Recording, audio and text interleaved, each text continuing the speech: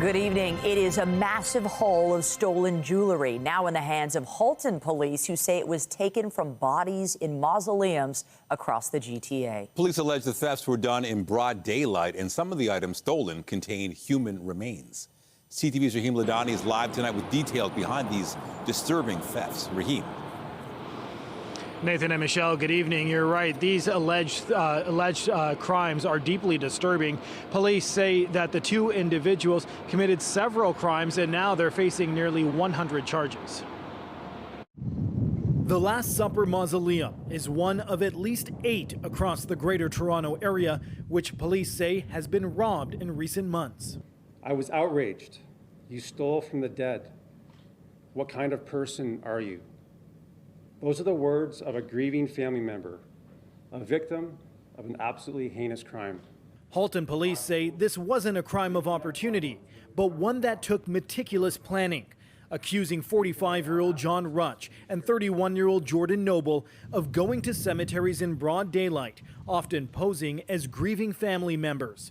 Police allege they would then enter mausoleums and use a tool to break the niche compartments open, stealing jewelry, decorative urns, and even discarding human ashes. At this point in time, we have reasonable grounds to lay 3 charges for indignity to a dead body. Police believe the pair committed more than 300 thefts from cremation niches across Toronto, Oakville, Burlington, and the Niagara region. On November 7th, police executed a search warrant at a motel in Niagara Falls. They arrested the duo and found thousands of dollars worth of stolen property. These are nearly 600 of the stolen items which have been recovered by police. Everything from watches to necklaces to very personal keepsakes. And this is just a fraction of the recovered goods because the accused have admitted to melting down many other pieces. The Ontario Association of Cemetery and Funeral Professionals says together with our members, we will continue working collaboratively with law enforcement and our regulator to ensure Ontario's places of remembrance remain safe, secure, and dignified. Investigators believe there are likely other victims who aren't yet aware their niche has been robbed. And we encourage anyone who may not have been to the site of a loved one recently to check in and ensure it's still secure. Hundreds of recovered items are now being cataloged and returned to families. But investigators lament many stolen items have likely already been sold at pawn shops. Now, Halton Police say that these two individuals were actually on release in relation to another theft when these alleged crimes were committed. Now, the two individuals are facing a combined 85 charges. Reporting live, I'm Raheem Ladani. Nathan, back to you. Thank you, Raheem. Just ahead, Toronto police say a weekend fire that killed an elderly woman is now being treated as arson. The latest on the investigation in minutes. At Queen's Park, the Ford government is considering changes which would make some information from the province's sex offender registry public. The premier even suggesting he would use the notwithstanding clause to make sure the change could not be challenged. CTV's Queen's Park Bureau Chief Siobhan Morris is live tonight with those details. Siobhan. Well, right now, only police have access to that information, and they can release it under very limited circumstances. But the premier is aiming to change all of that. The Ford government's contemplating opening up Ontario's registry for sex offenders. To protect our communities, protect them from people like these. I can't even put the word out there. They're a bunch of diddlers. I can't stand them. They make me sick. This comes a few weeks after Canada's highest court struck down mandatory minimum sentences for possession of child pornography. What is the Supreme Court thinking? And in September, hundreds of people showed up to a Niagara area courthouse after someone on the sex offender registry allegedly broke into a home and sexually assaulted a toddler. That's prompted many Niagara councils to ask upper levels of government to amend the Sex Offender Information Registration Act. Legislation to be introduced next week will start the ball rolling. Have meetings with our stakeholders to see what information can be released. Doug Ford already clear about some specifics he wants shared. You have a sex offender and he's living next door down the street and you have a bunch of kids. You want to know about it. It's going to put some people at risk, I think. This former Toronto police detective explains the problem is what people do with the information. And we're going to be looking at vigilantism in neighborhoods, demonstrations in front of homes. With more eyes watching, there may be more calls to police. Because the person who's on the sex offender registry was walking past a community center and people are going to say, oh, I'm calling the police right away because obviously he's in breach. I asked the Solicitor General if he'd thought about possible vigilantism. Then that gives a person who's on the registry a greater awareness that, you know, they must behave, they must uphold the laws. The Premier expects this proposal to be challenged in court, but isn't deterred. I'll use the notwithstanding clause in a heartbeat. That pitch to start consultations will be included in a broader justice bill next week. The idea is to have some proposals ready for the spring. Reporting live from Queen's Park, I'm Siobhan Morris. Michelle, back to you. Thank you, Siobhan. Time for a live look outside this Monday evening as we turn our attention to the forecast. No rain or snow, but it is cool. In fact, we're talking wind chill tonight. Lindsay Morrison is here with the specifics. Lindsay. Well, Michelle, the winds the last couple of days have contributed to some lake effect snow. And today, big time wind chill factor. It's been feeling cooler out there than the temperature suggests. And we still have a little bit of snow squall activity off of Lake Huron, but that is beginning to ease. The winds are actually changing direction. They're now coming predominantly out of the west, still gusting close to 40 kilometers per hour for Toronto. We're going to see those winds ease as we move past midnight tonight. It is 2 degrees, but it feels like -3 out there, and it will be chilly through the overnight hours. Going to feel like -6 at the coldest point, but there is a gradual warm-up coming as we progress through the week. We'll take you through the forecast coming up. For now, Nathan, I'll send it over to you. Thank you, Lindsay. The Palestinian flag was raised outside Toronto City Hall today for the first time ever. We'll tell you why the city was asked to fly the flag and the steps some took to try to stop it from happening. A fatal fire over the weekend is now being treated as a homicide. Flames broke out at a home on Boswell Avenue near Avenue Road just after 11 Saturday night. Police say an 84-year-old woman who has since been identified as Giovanni Balistreri was rescued from the home. She later died in hospital. No other injuries were reported. Police now say they believe the fire was the result of arson, making Balistreri's death a homicide investigation. Have obtained some video footage. That is obviously key to our investigation, especially in the preliminary parts of it. That video shows a lone suspect, approaching the house Saturday evening. They are observed going down to the side of the house. There is then an explosion and a fire which occurs, and that suspect then flees the scene shortly thereafter. We are in the area still currently canvassing for further witnesses and video that might help the investigation. Police are asking anyone with information to contact investigators. Durham Regional Police are investigating a fatal shooting in Beaverton, roughly 80 kilometers north of Oshawa. Police say they received reports of gunshots in the area of Mara Road and Simcoe Street around 11:10 last night.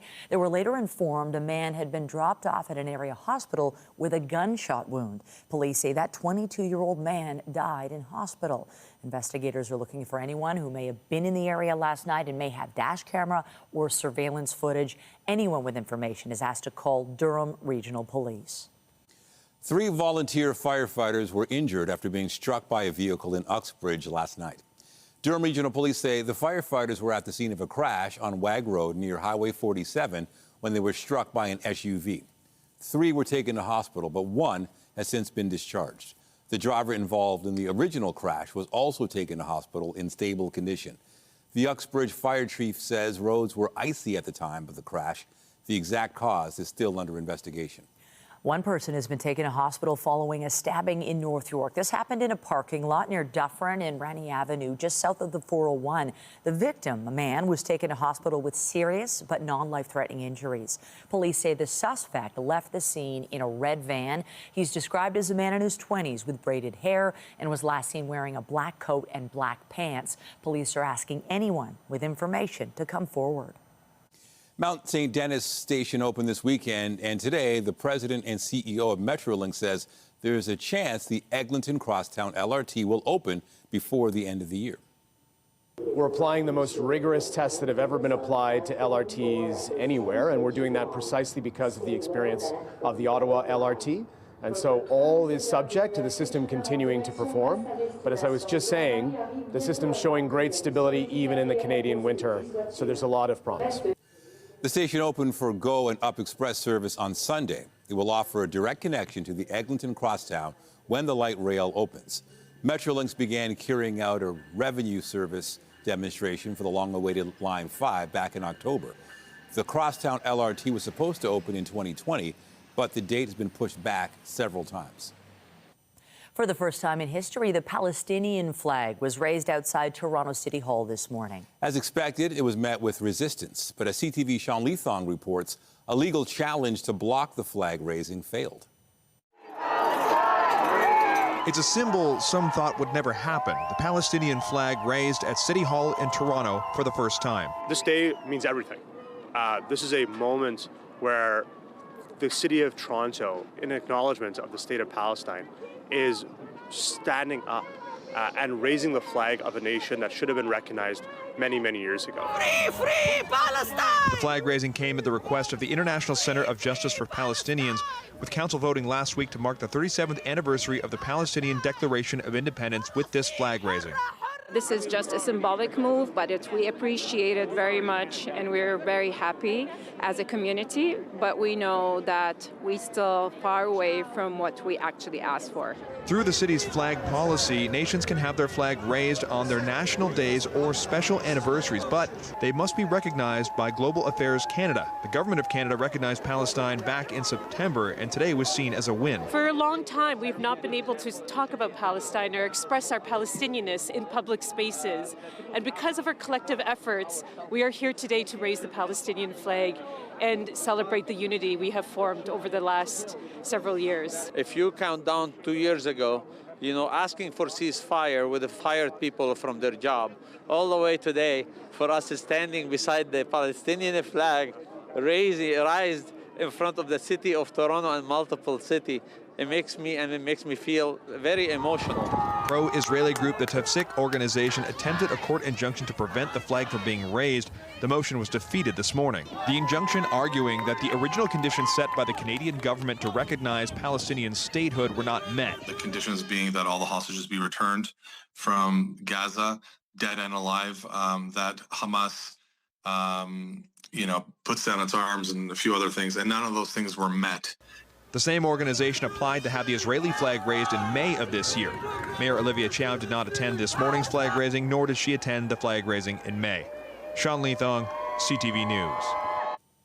Food banks and homelessness service workers are raising the alarm about a piece of provincial legislation that critics say will weaken rental protections. The high cost of rent is the primary reason people are coming to our doors. At North York Harvest, 70% of food bank clients live in private housing. More than 1 in 5 are spending 100% of their income on housing.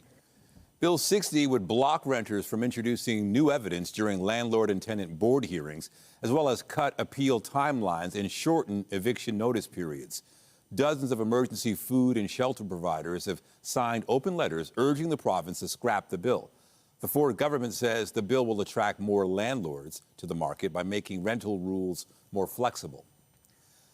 The Liberals are looking to pass its federal budget tonight, and hours before the vote, we're learning they'll be getting support from the Green Party. The government, though, still needs opposition support or some MPs to abstain. CTV senior political correspondent Mike Lecouteur has the latest. Now, the Liberals don't have the votes just yet, but it would seem the numbers are shifting. Here's what we know right now. The Bloc Québécois and their MPs have already indicated that they will vote against this budget. Conservatives have hinted strongly that they will do the same. But the Liberals, by mid-afternoon, did get one more vote on their side. I will vote yes to avoid an election. I will vote yes in the confidence that the Prime Minister heard my pleas and committed to meeting our legally binding commitments under the Paris Agreement, committing to reconciliation, committing to action for adaptation to protect us from the extreme events we can no longer avoid.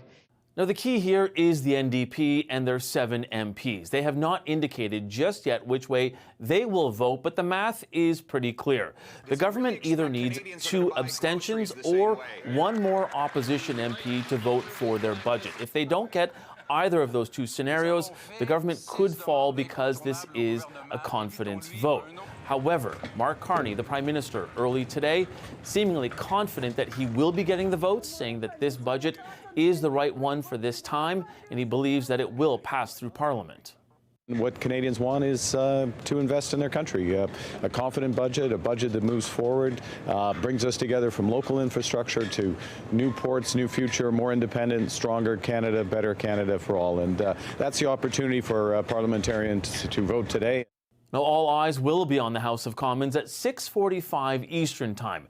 That is when this vote will happen, and that is when we know if Prime Minister Mark Carney's government will survive. Mike Lecouteur, CTV News, Ottawa.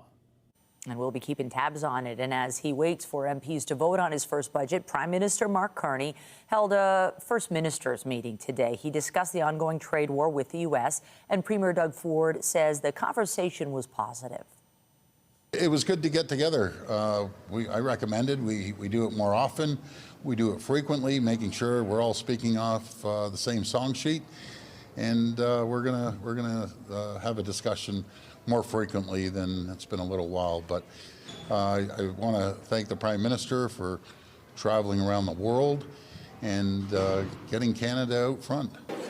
Today's virtual meeting came after the First Ministers last met in July. It comes after U.S. President Donald Trump canceled trade talks with Ottawa over an anti-tariff ad the Ford government paid to run on American networks. In New York, the UN Security Council approved a U.S. plan for Gaza today. The plan authorizes an international stabilization force to provide security in the devastated territory and envisions a possible future path to an independent Palestinian state. The vote was a crucial next step for the fragile ceasefire and efforts to outline Gaza's future. The resolution endorses U.S. President Donald Trump's 20-point ceasefire plan. Canada is preparing for a royal visit from Sweden this week, and talk of whether fighter jets made in the Nordic country will join Canada's military ranks has loomed large over the event. But another facet of Sweden's defense strategy has gained momentum in recent months. CTV's Genevieve Beauchemin has those details. Every Swede says the government has a role in case of attack or crisis. This is the shelter room. Nicholas Ivert's task is to convert the storage space attached to his home into a bomb shelter. This is all the material which was originally provided by the Swedish state. Ivert bought this home 3 years ago. Ventilation equipment, airlock, big iron doors included. It was outfitted during the Cold War. Here you can see a map of all the shelters. It's one of more than 64,000 shelters in Sweden. I have to open up for the neighbors, and everyone are allowed to come in here. Ivert once contacted authorities to see whether it would be possible to decommission the space, turn it into a small apartment. If you would have asked 20 years ago, maybe, or 10 years ago, but nowadays, there's no chance. The government says escalating geopolitical tensions, the invasion of Ukraine, have changed the world. Enlisting all citizens to prepare, even if it's only to pack an emergency kit, is part of a concept called total defense that the country's defense minister says is key. We're not going to get the bang for the buck on the defense investment if we don't have strong and resilient societies. Canada's Cold War-era shelters have largely been destroyed, abandoned, or turned into museums. Automatically close in case of an explosion on the outside. In Sweden, public shelters neglected in peacetime are now getting an overhaul. Inside there are the power unit. This one, built in the 1950s, that doubles as a parking garage, has been upgraded to provide shelter to 1,200 people. We have a warning system with air raid shelters, air raid alarm, and so on. And the air raid shelters is the physical way to protect the population. Louise Ribbing's love of animals has led her to volunteer at the Royal Stables, riding one of the King of Sweden's horses for exercise. She's kind of frisky, yeah. Yes. But she also joined an organization called Blue Star, originally created to protect animals like cows key to the food chain during wartime. It now extends to caring for pets in times of crisis. It's something that I can help with in the event that the society needs me, and my country needs me. Now, everyone here, of course, hopes this will never have to be deployed. But being prepared is key to military planning, they say. Genevieve Beauchemin, CTV News, Stockholm. In the U.S., the Federal Aviation Administration is lifting all restrictions on commercial flights. The measures were imposed at 40 major airports during the recent government shutdown. But the agency said yesterday airlines can resume normal operations beginning this morning at 6 o'clock. The restrictions had been in place since November 7th and affected thousands of flights. The FAA said it was necessary to ease the strain on the aviation system and help manage staffing shortages. SpaceX has carried an ocean mapping satellite into orbit. Ignition and liftoff of Falcon 9. Go SpaceX, go Sentinel 6B. The Falcon 9 craft lifted off from California's Vandenberg Space Force Base. On board, a Sentinel 6B satellite that will help measure sea levels around the world.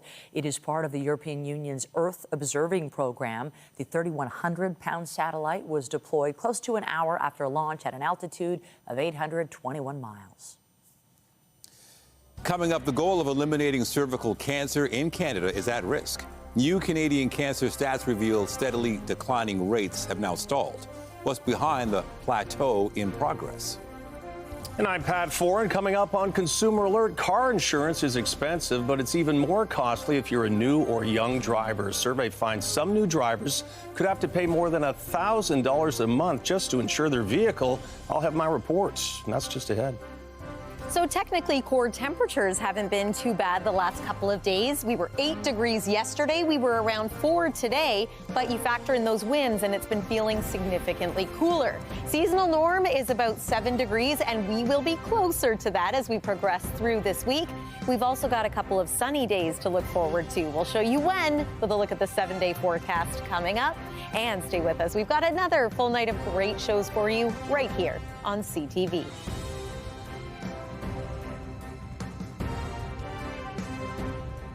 When you see it happen, send it to CTV News.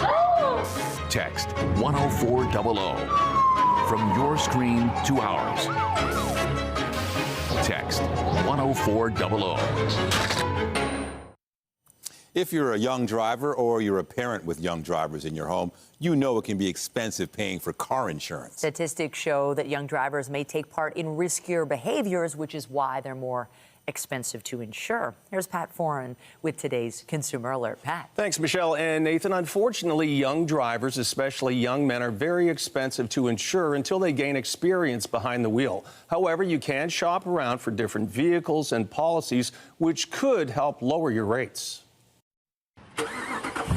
For now, Jordan Hickson is just getting a feel for the road with his mother by his side. Ideally, the car for him would be bubble wrapped, but in the real world, I would just want something that's safe. The type of car matters because teens have crash rates nearly 4 times those of drivers 20 and older.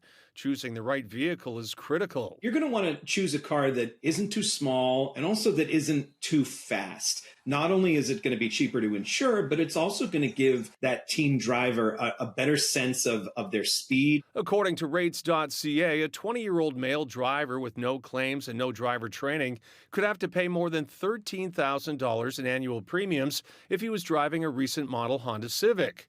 A 20-year-old female driver with the same experience would have to pay over $9,000, about $4,000 less. Either young drivers or otherwise new drivers statistically are more likely to have a claim, and not only that, are statistically more likely to have a very expensive claim. The survey found drivers under 25 are 66% more likely to have speeding tickets, 53% likely to have any type of ticket, and 17% likely to have an accident. The best thing for young drivers to do is gain experience and remain accident and ticket-free. For every year that you can demonstrate as a driver that you've been driving and you haven't had any accidents, that's an indication to each insurance company that you're a much lower risk. Consumer Reports says young drivers need a car with features designed to keep them out of a crash, but that also have high levels of protection if an accident does happen. Researchers gave top marks to the Honda Civic, Toyota Corolla, and Hyundai Tucson. With insurance rates so high, it can pay to shop around. As we found, and as we find over and over, loyalty doesn't pay. Insurance companies want to attract you with lower rates. Over time, these things could help you save thousands of dollars a year in premiums. And new drivers may want to take driver training and use mileage-based insurance programs that monitor your driving habits. Premiums may drop as soon as you turn 25, but different companies have different policies, so it pays to shop around. On your side, I'm Pat Foran. If you have a consumer story idea, email us at alert@ctv.ca. Well, looking at the forecast, if you've been holding off the hat, the gloves, the thicker coat, you might have to pull it all out. I think you need to. With the wind chill tonight, it's just better when you're warm, too. Does that mean we're old? Because we're talking like, oh, being warm is so much better. But yeah, it's definitely cold at night. Fortunately, this week, we're still on the plus side during the day with some nice sun. We are. The afternoon is quite a bit different from the morning when we have a situation like this. And hopefully teens are listening that we need the hats, the gloves, and the warm winter and the coats. Jackets. They don't like to wear their coats. The coats. Maybe zip them up while you're at it. Yes, this is, of course, early days in what is going to be, well, let's just call it the winter season. It sure feels like it out there right now. We will warm to more seasonal values as the week goes on. And we have a couple of sunny days to look forward to as well coming up. Here's what it looked like a little earlier today. We had a true mix of sun and cloud out there. At times, there was certainly more cloud than sun, but there was also a fresh dusting of snow on the ground courtesy of that lake effect that impacted different corners of the GTA in different ways over the weekend. There were still a few flurries early this morning, and look at that, the fall foliage still looking pretty good, although you may have noticed a lot more leaves coming down off those trees, especially with the winds that we've had over the last week here. That's a beautiful shot. Let's take a look at what's in store for the next couple of days here. Right now, we continue to see some lake effect snow, mainly impacting areas like Kincardine, south toward Milverton. But for the most part, this lake effect band has really weakened. So we're not seeing snow quite the way we were earlier on. And the one that was falling off of Georgian Bay is essentially gone. So calmer conditions overall, less in the way of visible active weather, and the winds are really going to start to ease as we move through the overnight hours tonight. High pressure is mainly influencing our local forecast over the next little bit. There is one disturbance stateside that could just clip extreme southwestern Ontario. Again, not really a concern for us here in the GTA, but there's Windsor midday tomorrow, maybe a few showers, maybe a little bit of mixed precip. We will see some cloud cover gradually clear as we make our way into Tuesday night, and then Wednesday looks like a beautiful day, lots of sunshine, and then Thursday could be quite similar. At the very least, a mix of sun and cloud, and by Thursday, we're going to start to feel a little warmer out there again. Maybe not warm, but how about seasonal? I think most of us will take that. Winds, as mentioned, have predominantly been coming out of the northwest. We're now seeing a westerly flow, and look how much those winds really ease into the day tomorrow. So a little more comfortable out there. The wind chill, not as much of a factor over the next few days. But right now, it is 2 degrees at Pearson. It feels like -3. Overnight tonight, it's going to feel like -6 at the coldest point of the night. And often we feel that into the morning hours tomorrow. So early on, make sure you bundle up. Afternoon temperature will be closer to about 4 or 5 degrees, and then about 2 by about this time tomorrow. Here's a little snapshot for select cities of your forecast daytime high for tomorrow. Some communities north of Toronto specifically could still see maybe a stray flurry or two, but for the most part, we are going to be dry for the next few days. Showers return to the forecast by about Friday. 8 degrees for the high, maybe a couple of flurries mixing in on Saturday. That's the weather for now. Nathan, over to you. Thank you, Lindsay. Also tonight, it's flu shot time. Toronto's Medical Officer of Health and the Board of Health Chair leading by example. Their message for anyone wondering if they should get the flu shot this year.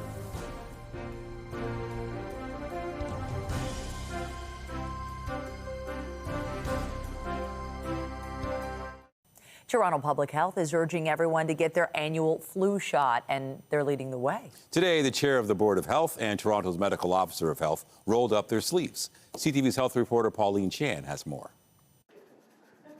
A shot in the arm for Board of Health Chair Councillor Chris Moyse. That's not too bad. Last year, we had one of the worst flu seasons in the last 10 years. Toronto's Medical Officer of Health, Dr. Michelle Murty, says the time to prepare is now. We are not quite into flu season yet, but we know it's around the corner.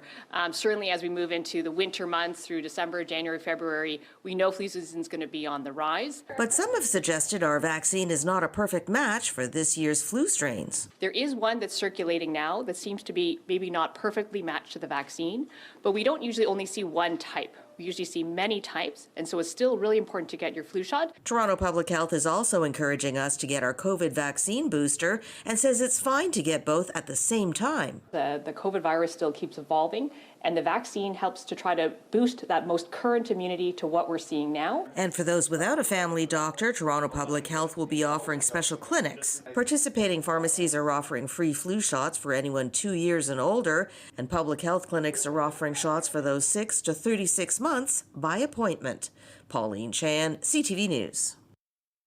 After more than 2 decades of progress, cervical cancer rates are no longer declining. And the Canadian Cancer Society warns the country may not reach its goal of eliminating cervical cancer by the year 2040. CTV's Sarah Plowman has the details. Every day, hundreds of Canadians hear those dreaded words, "You have cancer."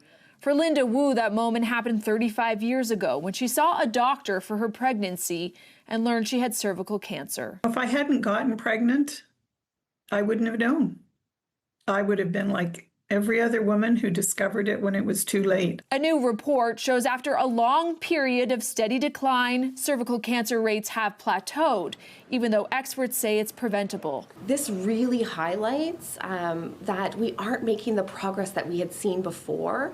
For women aged 35 to 55, cervical cancer is actually increasing. The rates now in 2022 are the same as they were in 1992. The report's authors point to several factors behind the shift. Increased transmission of human papillomavirus, or HPV as some people know it, low uptake of the HPV vaccine, lower cervical screening rates. Dr. Amanda Selk says cervix cancer doctors are noticing more cancer cases, and some are more advanced. Cervix cancer is a terrible, terrible disease, and if we can prevent it for so many people, if you can just get yourself screened and follow through with treatment. We treat people all the time and they do really well. Most cervical cancers are caused by human papillomavirus, HPV. Vaccines are offered in schools, but coverage continues to lag below targets. Screening methods are also changing as provinces move to HPV testing, a move the Canadian Cancer Society wants all governments to follow. We want to be able to say by 2040, no one will have this cancer in Canada. The report did show that cancer mortality rates overall have gone down, and mortality rates for lung, colorectal, and bladder cancers have been declining rapidly. Sarah Plowman, CTV News, Fredericton. The headliners for next year's Boots and Hearts Music Festival have been announced. When you tell me to come on over, I like the sound of that. Nashville's Rascal Flatts will take to the stage at the 2026 edition of the festival. The 3-day event begins August 9th at Burles Creek Event Grounds in Oro Medonte. Flatts will close out the festival on the Sunday. The Chicks will be headlining the night before. An additional Friday headliner will be revealed at a future date. The Met Gala theme for 2026 has been revealed. It will spotlight fashion across art history. Fashion's biggest night will focus on the history of the Costume Institute at the famed Metropolitan Art Museum. It will pair garments with objects from the museum to show how fashion has long been intertwined with different art forms. The 2026 Met Gala is May 4th. Costume art opens to the public at the museum May 10th. Social media giant Meta is facing legal challenges from a Toronto-based content creator who alleges he was discriminated against based on his sexuality. The company denies the allegations, but the man says he's speaking out in an effort to regain the platform that gave him both confidence and an income source. CTV's Beth McDonnell reports. Performer Constantine Tikumik, who goes by the name Constantine for You, is passionate about making content. From interviews to original songs, focusing on gay identity and freedom of expression. His new song is about his fight with social media giant Meta. The 38-year-old is seeking thousands in damages over claims the company removed his popular Facebook page, which he paid to boost, and restricted access on Instagram, with the further claim that when a user clicked to see why, a disclaimer message appeared saying, "We restricted access to the content in the location where it goes against local law." They made me look like a criminal. For a struggling artist to be labeled as a criminal It's terrible. They damaged my reputation. They humiliated me. They robbed me. They took opportunities from me. He says the situation caused him to lose confidence and led to depression. Years later, he says he believes being shut out was connected to his sexuality, but has never been given a proper explanation as to why. I was putting myself out there as, part of LGBTQ. But my content again was not violating any of their guidelines. My content was about celebrating my freedom and trying to empower other people. I trusted Meta, and that's why I poured my last penny. Sometime I would be hungry and I would not buy myself a sandwich. In court documents, Meta denies each and every allegation. In one statement of defense, it says it wants Facebook to be a place where people feel welcome and safe to express themselves, and may disable or delete accounts if a user repeatedly infringes on other people's intellectual property rights or if required for legal reasons.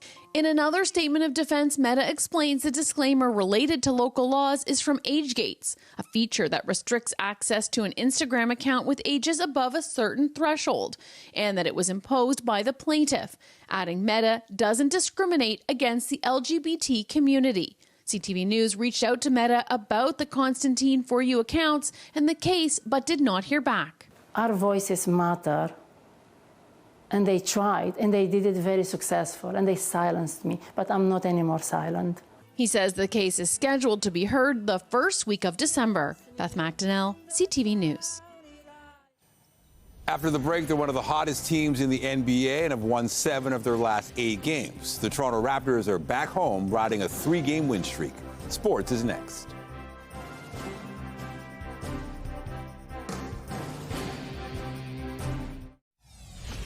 You stole from the dead. What kind of person are you? Updating our top stories, 2 people are facing dozens of charges after what Halton police say was a series of thefts from mausoleums and cemeteries. Investigators say more than 300 thefts were committed in which necklaces, watches, and other jewelry were taken. Police say the thefts took place during the day, and in some cases, human ashes were taken. Investigators say more than 600 items have been recovered, but believe other items have either been melted down or sold at pawn shops. You have a sex offender and he's living next door down the street and you have a bunch of kids, you want to know about it. The Premier is suggesting changes to make some information on Ontario's sex offender registry public. Doug Ford says it's in reaction to recent rulings from the Supreme Court. Some worry such a move would lead to vigilantism. Ford says he expects the move would be challenged in court, but says he wouldn't hesitate to use the notwithstanding clause. This is a moment where the city of Toronto, in acknowledgement of the state of Palestine, is standing up and raising the flag of a nation that should have been recognized many, many years ago. And for the first time, the Palestinian flag has been raised outside of Toronto City Hall. The move was requested to mark the 37th anniversary of the Palestinian Declaration of Independence. The City of Toronto's flag policy says nations may have their flag raised on national days or special anniversaries. Palestine was officially recognized by Canada back in September. A legal challenge to prevent the flag raising was defeated. Remember to keep up to date day and night at ctvnewstoronto.ca and by downloading the CTV News app. And if you have a news tip, photos, or video of breaking news, let us know. Experts say the housing market is stabilizing in Canada. BNN Bloomberg's Mirella Fernandez has more. Fewer Canadian homes changed hands last month compared to a year earlier. There was a 4.3% drop in sales in October, but month to month, home sales were up about 1%. Sales were up in BC, Alberta, and Quebec, but down in Ontario, Saskatchewan, and Manitoba. The national average sale price in October was just over $690,000. Headline inflation came in at 2.2% in October. It was 2.4% in September. Gas was less expensive last month, which helped bring inflation down. Shoppers also got a break on fresh vegetables and processed food, but paid more for frozen and fresh chicken.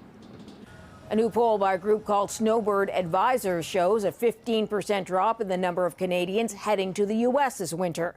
Instead, snowbirds who seek the sun will jet to countries like Mexico or Spain. The U.S. government's tariffs and treatment of travelers is turning Canadians away. Here are the closing numbers for the day. The Canadian dollar is up to 71.17. West Texas Intermediate crude is down just 9 cents to 59.86. Western Canadian Select is up $1.55 to 48.45. And the TSX is down another 250 points today to 30,076. Those are your business headlines. I'm Marilla Fernandez. The Business Report is brought to you by Canadian Western Bank, the bank built for business. Toronto Raptors are back home tonight, and they'll be going for their 4th straight win.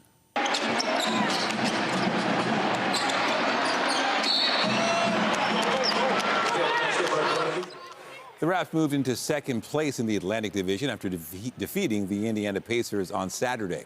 It was the final game of a road trip that saw Toronto win 4 of 5. Tonight, they host the Charlotte Hornets. Tip-off is set for just after 7:30 at Scotiabank Arena. And slowed it through. Monroe now sets it up, scores! Ellie Monroe!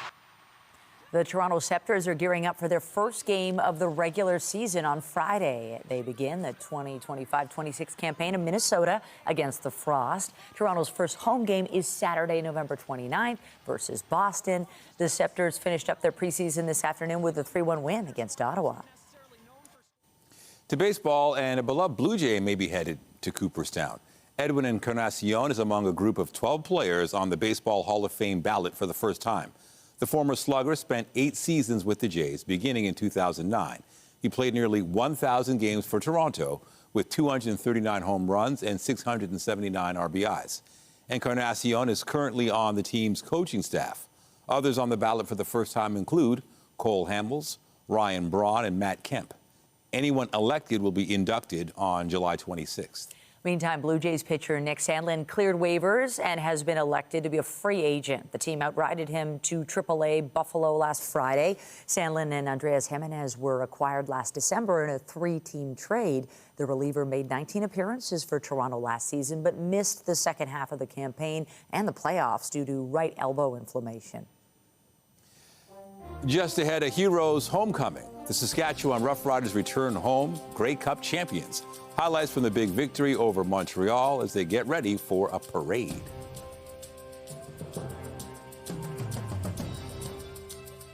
Tonight, casting a crucial budget vote. What Canadians want is to invest in their country. Can the Liberal government survive the confidence test, or will Canadians make another trip to the polls? That story and more later on CTV National News. Get Toronto's top stories, breaking news alerts, and watch live. Download the CTV News app. We have breaking news from Ottawa, where voting on the federal government's budget is now underway in the House of Commons. The Liberals, who are 2 seats shy of a majority, learned late this afternoon they would have the support of the Green Party, but they still require either the support of an opposition MP or 3 opposition MPs to abstain in order to pass the budget. The budget is considered a confidence vote, and if it fails, it could trigger a snap election. CTV News and CP24 will continue to follow this and have the very latest as it happens. Well, the Grey Cup has returned to Regina one day after the Saskatchewan Roughriders defeated the Montreal Alouettes 25-17. Now the city is getting ready to celebrate their CFL championship with a parade. Here's CTV's Scott Hurst. The Saskatchewan Roughriders are returning home to a hero's welcome today. Their Grey Cup victory in Winnipeg ends a championship drought for the Roughriders, who last won the Grey Cup in 2013. But to give the Montreal Alouettes credit, they made the Saskatchewan players and fans wait until the final play to start celebrating. The Alouettes with a potential chance to tie it on a last-second play to the end zone, but the pass fell incomplete. Grey Cup MVP Roughriders quarterback Trevor Harris with this message for his teammates. And without you guys, this doesn't happen, man. We're champs forever. Let's go! All of this happening as the CFL is set to make some significant rule changes over the next 2 years, including a major overhaul to the field of play. Smaller end zones, shorter fields, and moving the goalposts from the goal line to the back of the end zone. The changes are not sitting well with some die-hard fans who argue it's taking away the uniqueness of the Canadian game, while others say the changes are necessary to modernize the CFL and attract a whole new generation of fans. But first, a chance for the province of Saskatchewan to party as the city of Regina will be hosting the championship parade tomorrow. Scott Hurst, CTV News, Toronto. And we have one last look at your weather forecast. It is a cool night. We've got that wind chill and it's biting. Yeah, you really feel it on a night like this when the winds are coming from a north and westerly direction. There's not a lot of cloud cover out there right now, so that's not giving us much in the way of insulation. So instead, it is going to be quite cool if you're venturing out this evening, or especially perhaps tomorrow morning. Here's your wake-up weather for the little ones venturing out to the bus stop. It's going to be quite chilly, especially 7, 8 a.m. We'll start to see the temperature climb about mid-morning, and then by the afternoon, this is a big improvement. About 5 degrees our expected daytime high. That's on the cool side of seasonal still, but it's warmer than we were today, and it's close to some temperatures we experienced over the weekend. As we progress through the 7-day forecast, we see more in the way of sunshine for both Wednesday and Thursday. For Thursday and Friday, our highs are seasonal. 7, 8 degrees. The weekend brings a little more cloud cover, and we've got some wet weather beginning Friday, perhaps continuing into Saturday. Look at Monday, a little bump in temperature, 9 degrees. That is certainly an improvement from feeling like -6 overnight tonight. Michelle and Nathan. Thank you, Lindsay. That's it for us, but you'll want to join Omar Sechedina tonight at 11 for CTV National News, followed by Zarada Almond with your next local newscast at 11:30. Meantime, our coverage continues anytime on CP24 and at ctvnewstoronto.ca. For Lindsay Morrison and the whole team here at CTV News, thanks for watching and have a great night.